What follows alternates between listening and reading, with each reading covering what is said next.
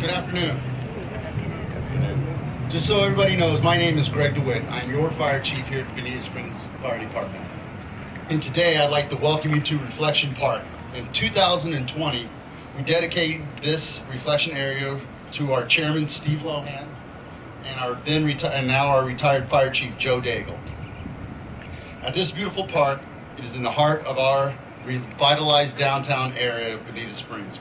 We have walking path, native foliage, and this amazing mural painted right behind you by a local artist named Laurent. I'm going to butcher his last name, but Thoreau. Above our centerpiece is a granite piece that had previously been between the two towers. When the towers fell that day, we went there, we got it back for our piece here. For years, it sat over at the city park. When we decided to make this reflection park and have this mural painted on there, we relocated it here so it would be closer to home, to our hearts and our homes. Each day, we hope this park can be utilized by the community as a space to reflect on the contributions and the ultimate sacrifices of those that were done on September 11th. And now, would you everybody please stand for the invocation of the colors and chaplainship with me.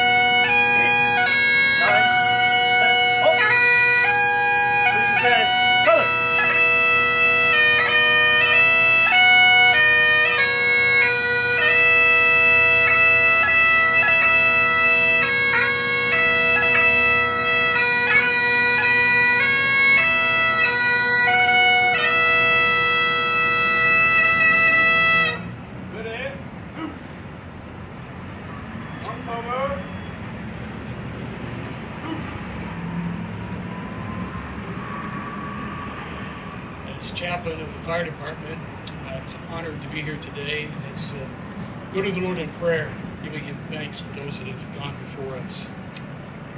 Dear God, we thank You for this opportunity to pause and to remember those brave men and women who many years ago ran into the face of fire and danger to save others. And then, Lord, in doing so, many of them gave the ultimate sacrifice of their life. Lord, we give them honor, we give them praise, we thank You for them. I pray, Lord, that You'll be with their families even today, as I'm sure as every day. Not a day goes by without them thinking of the loss that they have experienced. And Lord, I pray that You'll be with our nation, that we may never forget the sacrifice of the brave first responders who did all they could do in the service of others. And Lord, we ask that You might grant protection over our firefighters here in Bonita, the first responders, the policemen, that You will guard them and keep them safe and watch over them as they also serve, as they also go into the face of danger for others. And Lord, be with our nation and help us to always put You first in all the things that need to be done each and every day. It's in Christ's name we pray. Amen.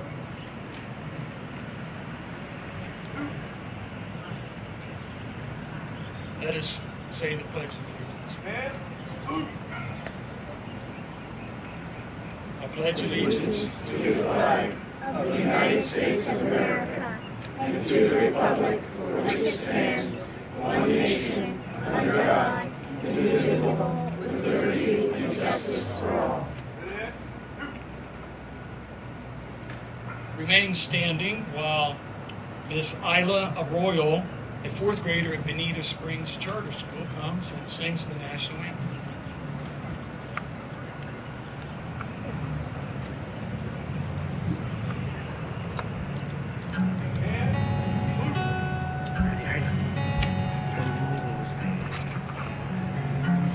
Oh, see, can you see by the dawn's early light what so proudly we hailed at the twilight's stripes and bright stars through the perilous fight.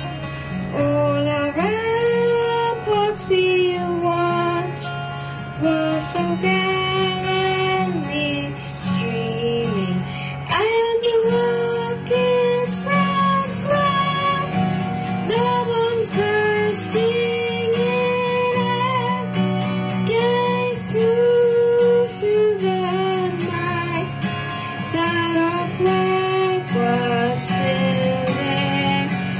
Oh, say does that star-spangled banner yet wave o'er the land of the free and the home of the brave.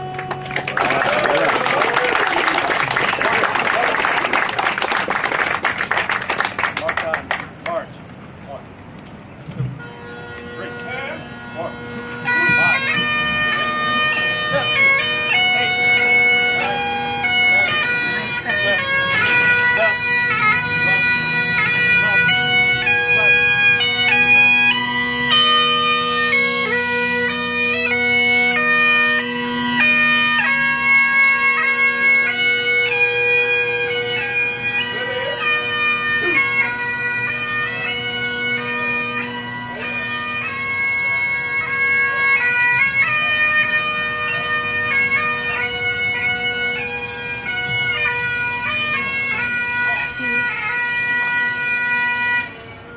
Thank you. You may be seated.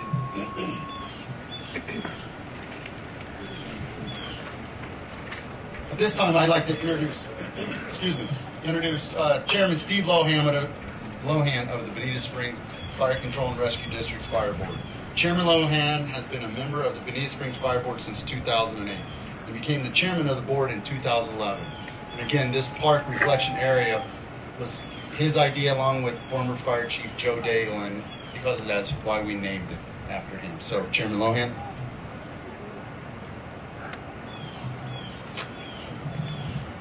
Thank you, Chief. Everybody always says, we'll never forget. But what always moves me at these things is when I see people that have their children. Because there's several people here that weren't even born when this happened. And in order to never forget, we have to keep moving it down to each generation. And each year, more and more people bring their children, and it's heartwarming. I want to say thank you, and thank you for all that.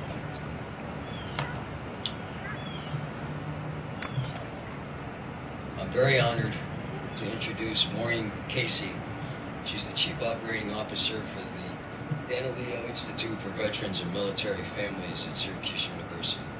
She brings more than 25 years of public and private sector experience to her current leadership role. Prior to joining the Institute for Veterans and Military Families, while in the role of Managing Director for J.P. Morgan Chase & Company, she led efforts to assist members of the military, veterans, and their families with a commitment to hire 100,000 veterans in 10 years. Under her leadership, this initiative grew to include nearly 200 companies who hired more than 240,000 veterans in less than 3 years and provided more than 750 homes to veterans. From 1997 to 2002, Mrs. Casey was Senior Vice President at the global consulting firm employed with the New York City Police Department, initially as counsel to the First Deputy Commissioner and then as the NYPD's Deputy Commissioner for Policy and Planning. During her tenure, she was an integral part of the team leading the city's response to the terrorist attack of September 11, 2000. Prior to assuming a leadership role at NYPD, Casey spent more than 12 years working in New York State's criminal justice system in various positions of leadership, while simultaneously serving as general counsel. Thank you so much.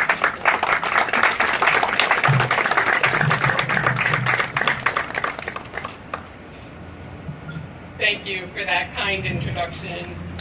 I am truly honored to be here and grateful beyond words that you still gather to remember the horrific events of September 11th of 2001. As the years pass, memories sometimes fade, And because there has not been another attack of this kind on the homeland, complacency can set in. Yet for those who were there or those who lost loved ones, the memories, the sights, the sounds, the smells never fade. I've been asked on a few occasions for interviews about that day, and in one I recently watched, the reporter said I told the story with tears in my eyes. That is true. Even after all these years, it remains hard not to, perhaps due in small part to my Irish roots. We tend to wear our emotions for all to see. But I also think it is the magnitude of the experience, those minutes, those hours, those days, those months, were marked by sustained intensity that was profound and life-changing in so many ways. As my predecessor just said, many say never forget, but sometimes I wonder if some have. While I think we have not forgotten those who were killed, they live on in stones around the reflecting pools of 9/11 and in their families and friends, I do think some have forgotten the rest of the story. Those acts of courage, those feelings of patriotism, and the coming together as one nation to overcome tragedy and move forward. I fully appreciate the magnitude of all that confronts us today and consumes us. Inflation and rising interest rates, a lingering global pandemic, an end to the war in Afghanistan and how it was managed, and the resulting moral injury for our veterans, the war in Ukraine, a deeply divided country, and unprecedented natural disasters, to name a few. Individually, each is compelling, critical, and sometimes life-threatening. Collectively, almost overwhelming. Yet we should not let them stand in the way of pausing tomorrow, this important anniversary, and to remember those we lost and continue to lose, and those extraordinary acts of bravery and selfless service, and those feelings of patriotism. So again, my thanks to all of you for being here today, to the Bonita Springs Fire Department, and in particular to Steve and Yvonne Slacka and my very good friend Vanessa Marquette, who are the reason for me being here today. You all have never forgotten. I have been asked to spend a few moments sharing with you my experiences during that time, and a bit of how those experiences have impacted my life. There are a few more notable events in our history than the terrorist attacks of September 11, 2001.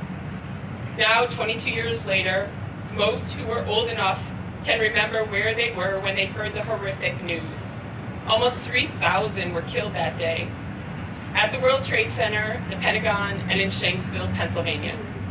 Among those lost in New York City were 23 NYPD police officers, 37 Port Authority police officers, and unimaginably 343 firefighters from the fire department of the city of New York. And there have been more than 2,000 deaths since then attributed to 9/11 illnesses.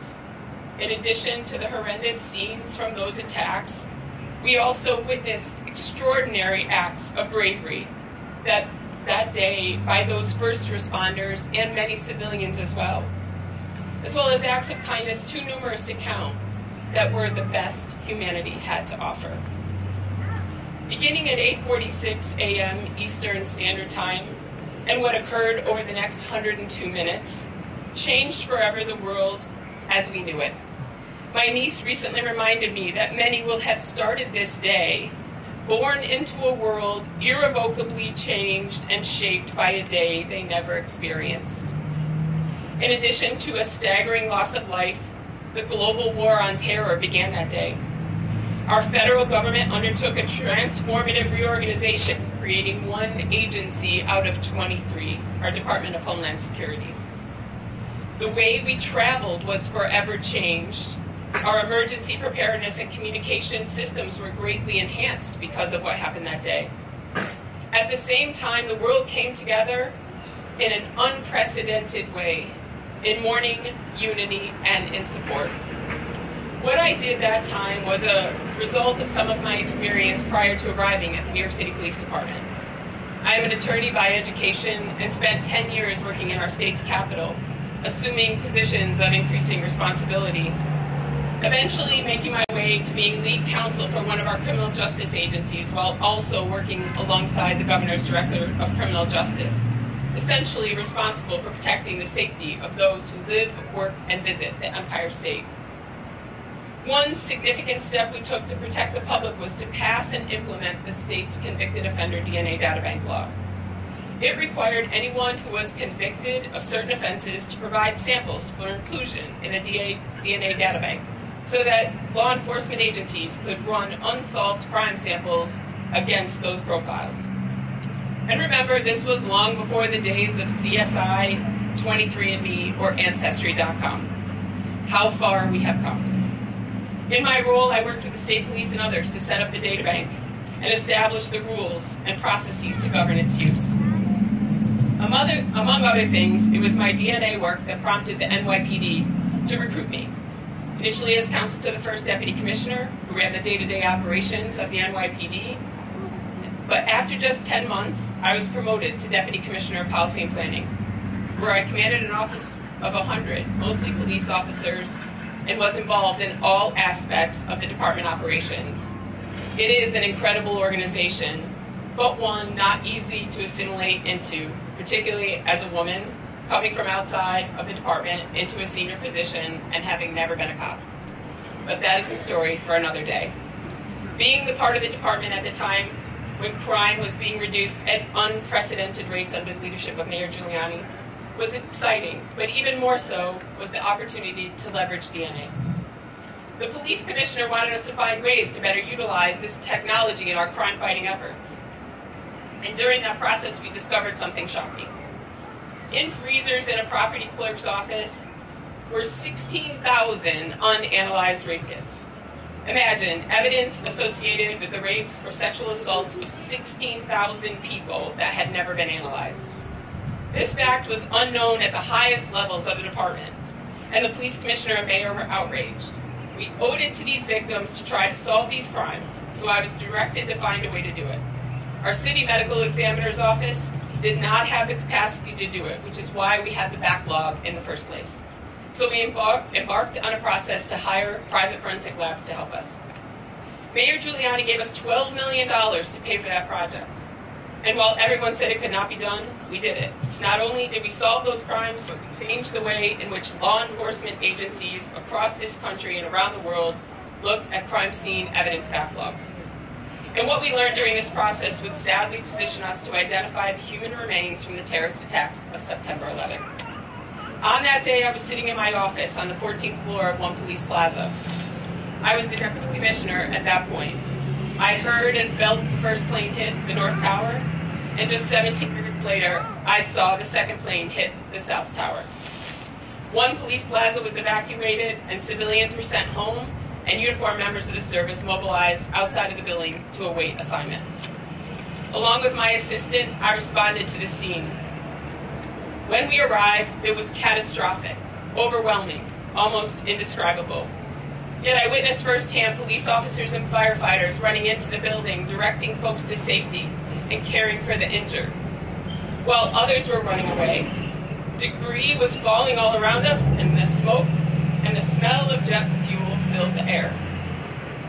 I was assigned to work alongside the chief of patrol to set up a temporary command post, a location where we could organize officers responding to support the search and rescue effort. We moved from location to location in the area immediately adjacent to the World Trade Center Plaza, trying to find workable space. Twice, running for our lives, trying to escape the falling debris and dust clouds from the buildings as they collapsed. We ended up at an NYPD facility several blocks north of the World Trade Center complex on the West Side Highway. The temporary command post was established and rescue efforts launched. As cops from across the city poured into the location, some also came from the scene of the crime. Covered in dust from the buildings collapsed. And while many should have sought medical attention, all they wanted to do was to return to the rubble and search for the missing. It occurred to me at some point during that morning that I should get word to my family that I was okay. But it's important to remember that in 2001, there were not the cell phones and cell towers of today. I I could not get through. I kept trying whenever I could amid all that was going on. I was finally able to get word to my mom by way of Florida. Yes, here in Florida. My assistant reached her husband in Queens, who spoke to his brother in Florida, who called my mom in upstate New York. Later that day, I had to make my way back to One Police Plaza. The police commissioner had called a meeting of his command staff. At 1 pp, in addition to taking stock of our losses and learning what the plan was going forward, we were also setting up a space for the families of our missing police officers to gather. And the command center was already in full operation. I worked alongside the first deputy commissioner in the command center that first night. Like many of my colleagues, I was still covered in dust. So I was given a shirt and pants from our uniform division. Not the most glamorous, but they were clean, and they would be the clothes I would wear until the afternoon of the next day. So much happened during that first night, but one particularly emotional moment was when the chief of our Special Operations Division came in about 11 p.m., still covered in dust. His eyes bloodshot from a combination of tears and dust. He had a piece of notebook paper with sketches of the footprints of the North and South Towers, with X's marking the locations of where the missing members of his team were last seen. Of the 23 officers we lost that day, 14 were his emergency services officers. It was devastating. There are no adequate words to be found at a time like that to offer comfort or anything else for that matter. He had to be ordered to take a shower and get some fresh clothes before returning to the site, which is all he wanted to do. During the next 2 days, I worked from the department's command center in what became known as Ground Zero. I witnessed over and over again police officers, firefighters, and others climb the pile in search of the missing to include their own. You have seen the pictures. It was anything but easy. At the same time, we saw thousands of volunteers pour into the city looking for ways to help, or truckloads of supplies and food being delivered. It sustained us. Although I had made it back to my apartment on Wednesday for a shower and to pack some clothes, there was just so much to be done. I headed back to One Police Plaza. By Thursday afternoon, I needed sleep. I had them put a cot in my office, and I laid down for a nap about 1 p.m. At 4:30, there was a knock at my door. I had to report to a meeting with Mayor Giuliani and Police Commissioner Carrick. By that time, we knew the traditional means of identifying the dead were not going to be an option given what we were finding, or tragically, what we were not. Suffice to say, given the nature of the attack and resulting destruction, we were not recovering bodies. The mayor directed a team of us to prepare for the collection and analysis of DNA samples. Reference samples from the missing, from their toothbrushes, baseball caps, T-shirts, or socks, or samples from immediate family members, so that those DNA profiles could be matched against the remains recovered from Ground Zero. Without question, truly the most challenging work I have ever done.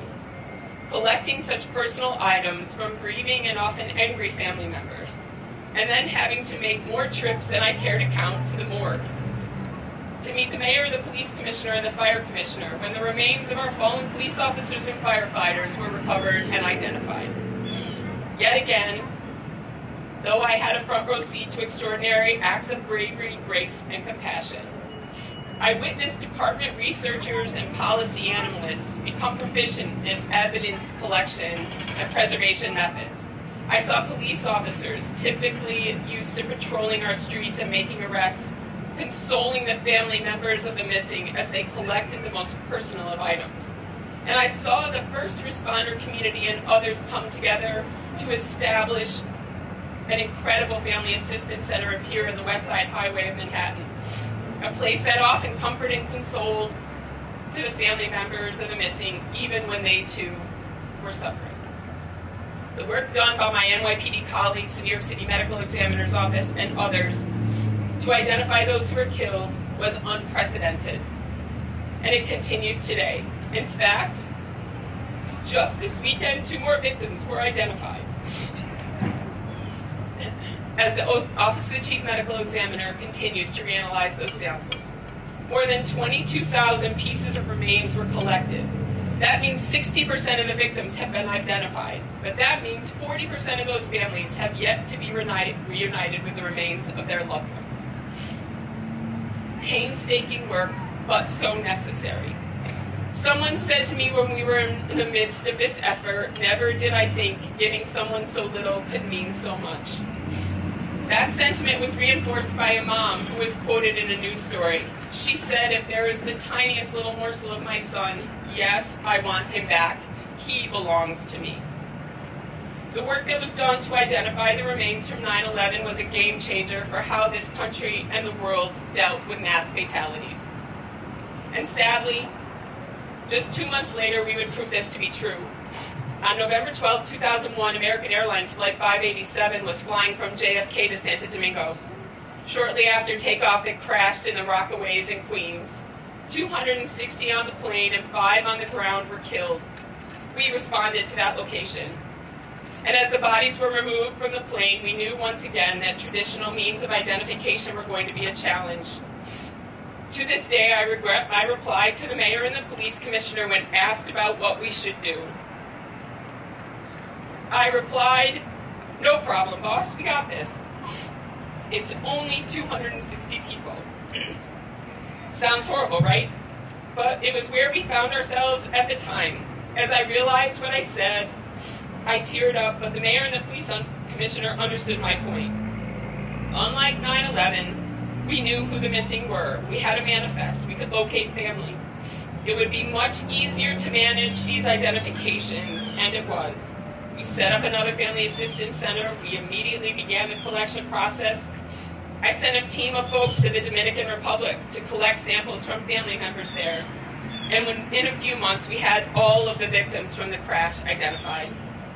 Had it not been for 9/11, that would have been the city's largest loss of life in a single incident. With mass fatalities comes funerals.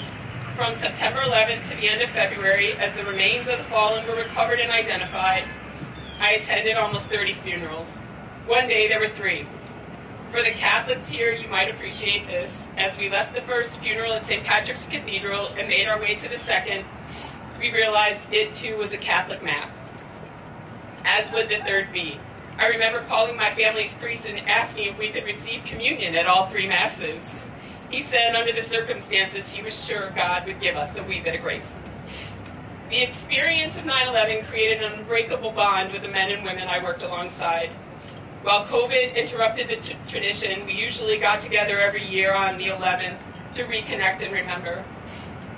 And as in every year since, starting early this morning, the phone rang and the text messages came from those men and women who did so much that day and the days that followed. As you can imagine, it has had a profound impact on my life.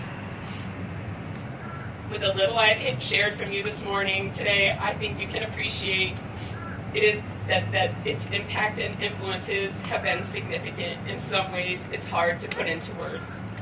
Most obviously, living through an experience like this changes how you look at life. It would be unusual if it did not. It reaffirmed my faith. I remain grateful to this day, not just because I survived, but because I was able to be a part of something that helped so many. You try not to take things for granted or sweat the small stuff. And when I do start to sweat the small stuff, remembering it brings much needed perspective. Another way it has impacted my life, it did lead me to meeting the man who would become my husband. In 2002, I left the NYPD.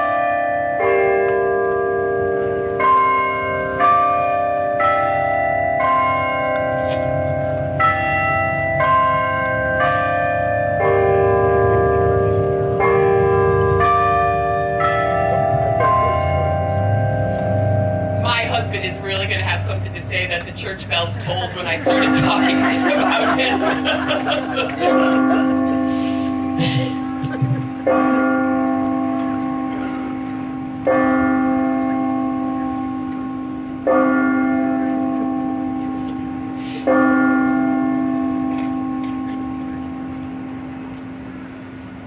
In 2002, I left the NYPD and started a new job.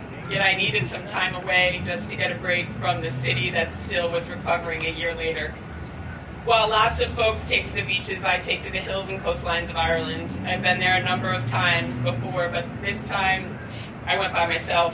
It was during that trip that I met this guy from Buffalo in a pub on a golf course in the dead center of Ireland in a town called Burr. 2 years later, this man would become my husband, and I am very grateful that he is here with me today. And finally, it is the work I do today, and I've done for the last 12 years, that has been influenced by my experience during that time. As many of you know, so many enlisted in the military because of what happened on 9/11. And when I was given the opportunity to give back to those who volunteered to protect and defend this country from enemies, foreign and domestic, to assist veterans and their families, I jumped at it. And it has been a gift, and it has been a focus of my life to help position them and their families for success after service. Our military and the Department of Defense do an incredible job training recruits upon enlistment in the service. They spend months in boot camp learning to function as a team, to do all the things you need to learn to be a good soldier, sailor, Marine, airman, Coast Guardsman, or Guardian. All of those things that make our military second to none.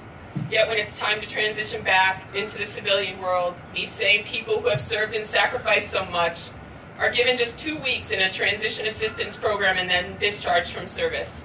Some are able to navigate that transition without much issue, others need more.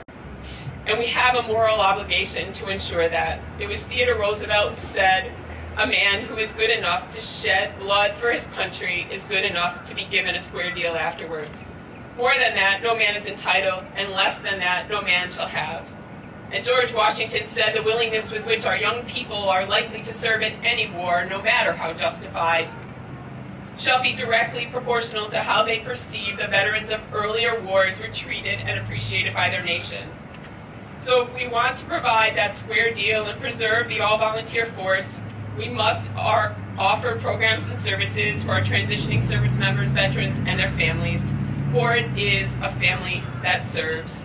I am grateful for the opportunity that I have at Syracuse University and the Daniello Institute for Veterans and Military Families to make it the best place for veterans and to ensure that they and their families thrive post-service. Inevitably, my conversations with post-9/11 veterans, the topic of the terrorist attacks of 9/11 come up. And when I share my experience, they thank me for what I did that day. I will admit, appreciation is hard for me to accept. When I went to the NYPD, responding to a terrorist attack was not something I signed up for. Yet when that veteran enlisted in the military post-9/11, they knew they were going to war. They knew they were going to put themselves in harm's way. That's different than what I did. That is why we have that moral obligation to do our part. And those who have worn the uniform of our nation have already done theirs. And as I conclude, first I would be remiss if I did not say something about the need to appreciate our first responders, and in particular our law enforcement officers. Like on 9/11, at any given moment, the men and women patrolling our communities could be confronted with an attack or similar situation. And they will be there. They will run to the danger when others run away. And for that, we owe them our support and our respect. Next, we should never forget the moral obligation we have to empower post-service success for the more than 3 million service members and their families who have served and sacrificed since the day the War on Terror began. And we should never forget the feelings of patriotism and coming together as one nation that was inspired by the tragedy of that day. And we should always remember that even though the wars are over, on any given day we have more than 100,000 troops deployed around the globe in harm's way. Finally, thank you again for not forgetting. Even after 22 years, it remains important to remember those we lost and continue to lose, and to remember those acts of heroism, bravery, and selfless service that so many witnessed that day and on the days and weeks that followed, not to mention the feelings of unity and patriotism. Mine is but one story of the many who answered the call to do whatever was necessary in the face of unprecedented circumstance and challenge. Thank you again for the opportunity to be with you today. I am deeply grateful.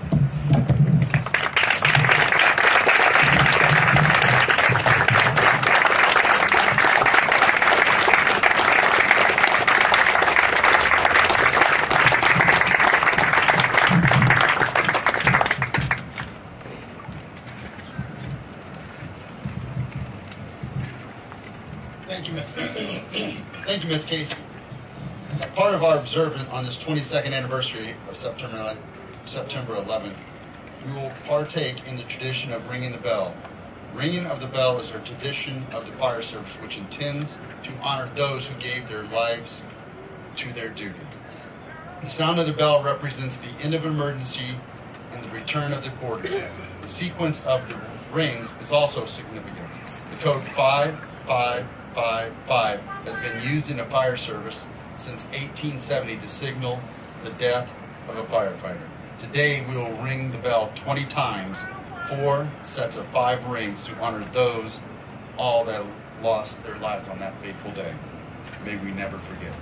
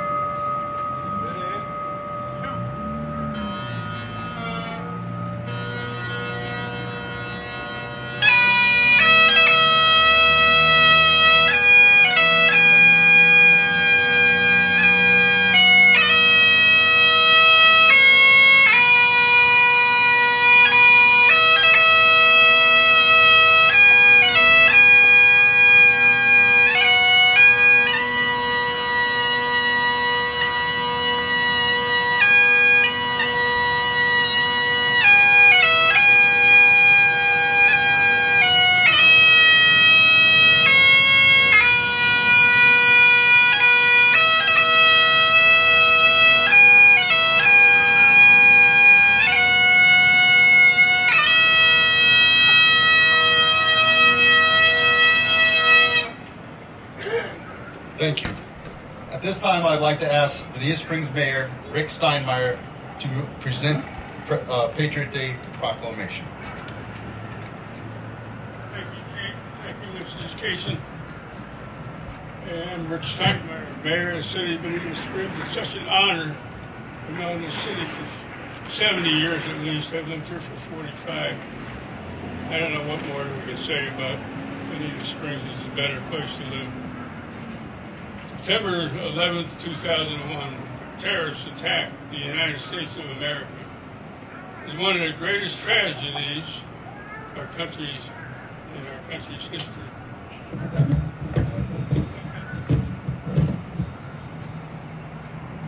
There were 3,016 innocent victims that died in the senseless act that launched in New York City, Washington, D.C., and Somerset, Pennsylvania.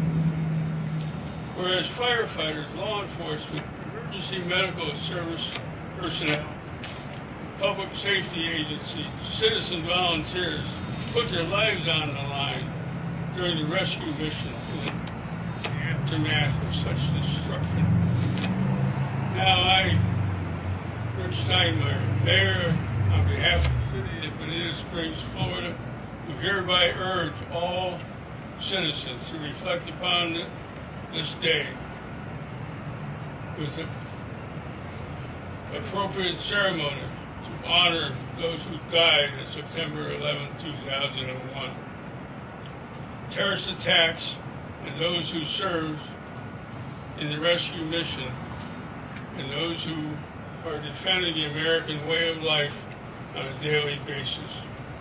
Further, let it be proclaimed that I, Rick Steinmeier, Mayor, do hereby proclaim September 11, 2023 as Patriot Day in the city of Bonita Springs. God bless Bonita.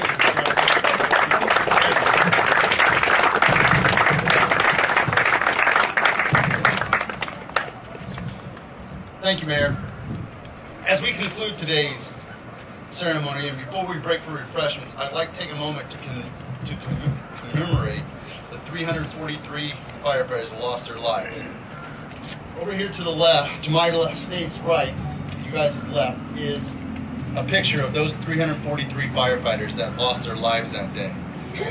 Every year, for the last 12 years, I go to Indianapolis to a fire department conference, and every year they climb for the firefighters. We go to Lucas Oil Stadium, and we pay to climb around the whole stadium, and we pick up a card, just one card with a firefighter's name on it. And at the end of it, you come over and you ring that bell and you say that firefighter's name, and then you take that and you go on their website and they have that firefighter's family on there. And every year I've called a different firefighter to let them know that fallen firefighter has not been forgotten.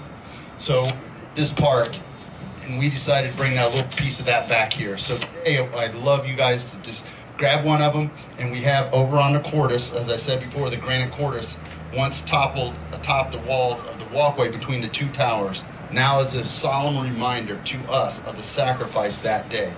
Assistant Chief Brode, Jason Brode, will provide you with the flags, and please place the flags in the golden stands that you see in front of the Cordis, if you would, please. And that concludes today's service. There's refreshments in the back, popcorn, and some Bonita Springs Fire Department swag. Thank you.